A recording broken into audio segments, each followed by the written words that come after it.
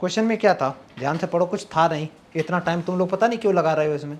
देख बेटा, इसने बोला so that the line segments joining the mid point of the opposite side of a quadrilateral bisect each other. सबसे पहले तो एक क्वाड्रिलेटर बना लेते हैं। ये बना लिया बेटा एक क्वाड्रिलेटरल, इसका कुछ नाम लिख देते हैं, ए बी सी डी। ये हो गया तुम्हारा क्वाड्रिलेटरल।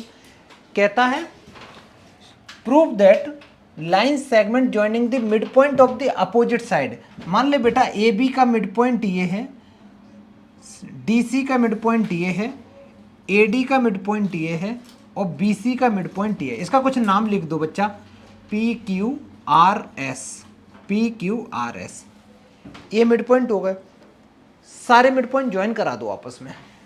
ये इससे ज्वाइन करा दो बेटा, ये इससे ज्वाइन करा दो, ये इससे ज्वाइन करा दो, ये इससे ज्वाइन करा दो। करा दिया।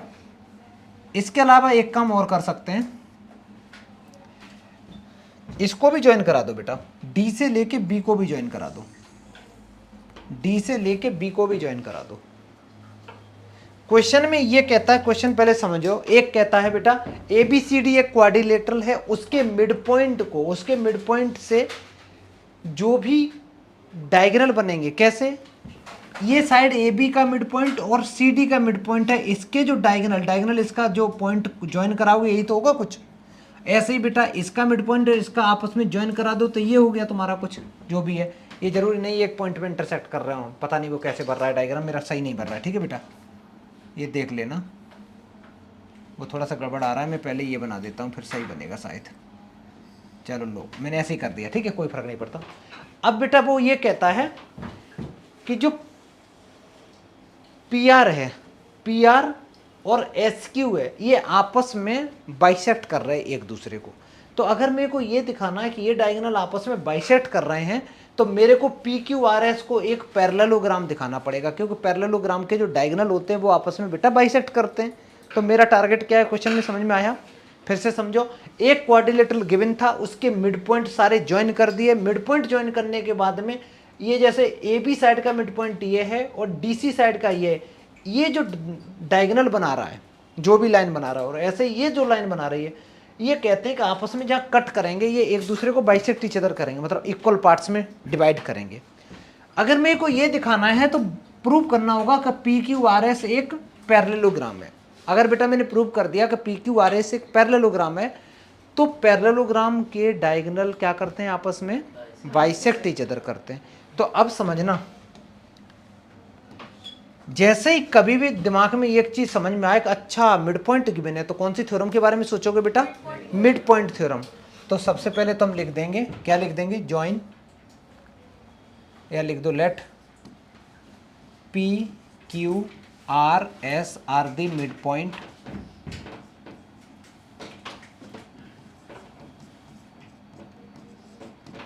Mid points of A B comma B C comma C D and A D, ठीक है।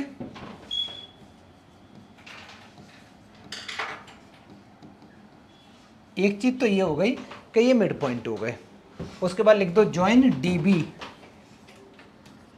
Join D B, join D B कर दो, एस पी कर दो, पी क्यू कर दो, क्यू आर कर दो, एस आर कर दो। ये सारा का सारा बेटा मैंने जॉइन भी करा दिया, इतना तो तुमने लिख लिया, डन।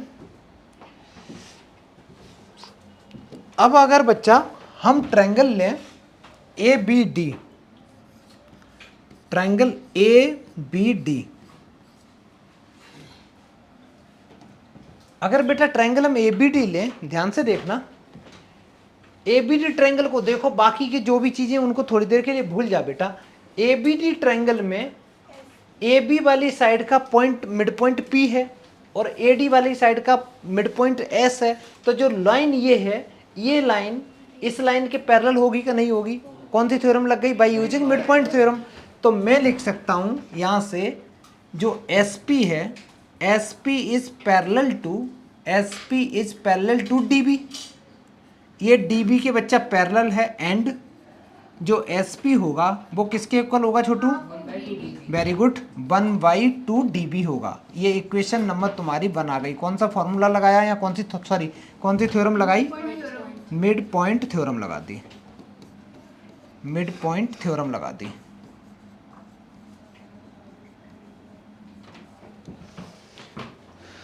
इतना समझ में आया? ये हो गया तुम्हारा एक इक्वेशन। ऐसे ही सिमिलरली बच्चा एक ट्रायंगल और लेते हैं। कौन सा लें बेटा? बोलना, तेज बोलो। बेस्ट, वेरी गुड, BCD है ना। तो हम लोग ट्रायंगल लेंगे similarly in triangle BCD। BCD triangle में क्या होगा बेटा? BCD ट्रायंगल में जो ये QR है ये पैरेलल BD के होगा और QR equal to half of BD और हो जाएगा। ठीक है, तो मैं कैसे लिखूंगा? QR is parallel to BD and QR is equal to half of BD।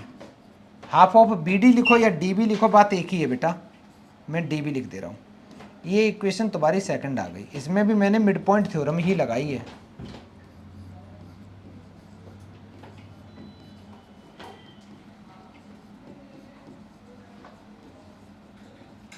इसमें भी बच्चा हमने मिड पॉइंट थ्योरम लगा दी।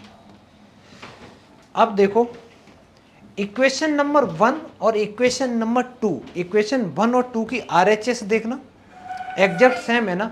अगर RHS सेम है तो LHS इक्वल होगी। दूसरी बात बेटा, ये तुमने प्रूव किया कि जो SP वाली लाइन है वो DB के पैरेलल है और जो RQ वाली लाइन है वो भी DB के पैरेलल है। इसका मतलब यह है कि ये इसके पैरेलल, ये इसके पैरेलल, तो बेटा ये इसके पैरेलल नहीं हो गया? हो गया ना। तो मैं क्या लिखूंगा? From 1 and 2, from equation number 1 and 2 मैं डायरेक्ट लिख सकता हूँ फ्रॉम 1 and 2 जो SP है, SP is parallel to RQ। एक चीज तो ये आ गई, and SP equal to RQ। अब यार ये इंटरेस्टिंग चीज है, यहां से करते करते एक चीज आ गई बेटा, जो PS है वो QR के इक्वल है और पैरेलल भी है। तो भाई ये तो पैरेललोग्राम हो गया ना। तो तुम क्या कह सकते हो? तुम कह सकते हो in opposite sides of a quadrilateral, ऐसे इन PQRS in PQRS one pair of opposite sides are parallel and equal। one pair of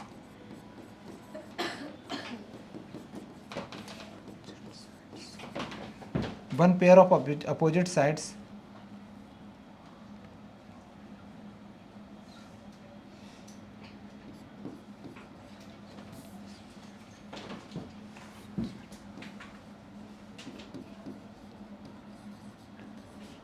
parallel and equal. अगर पैरेलल है, इक्वल है, तो क्या हो जाएगा बेटा? One pair of opposite sides. ये दिख रहा है बेटा नीचे का?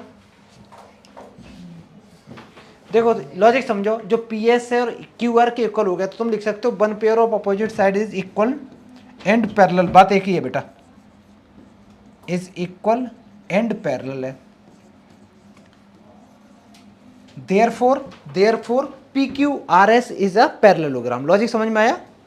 therefore मैं यहां लिख दे रहा हूं बेटा, therefore PQRS is a parallelogram. ये तो प्रूव हो गया कि ये तुम्हारे पास में एक पैरेललोग्राम है। अगर बेटा ये पैरेललोग्राम है तो मैं यहां से क्या लिख सकता हूं इसके बाद? therefore diagonals bisect each other। क्योंकि पैरेललोग्राम में बेटा डायगोनल बाइसेक्ट ईच अदर करते ही करते हैं। ठीक है, पूरा क्वेश्चन बेटा अच्छे से कर लो, ये प्रूव हो गया। समझ में आया? कर लो बेटा अच्छे से।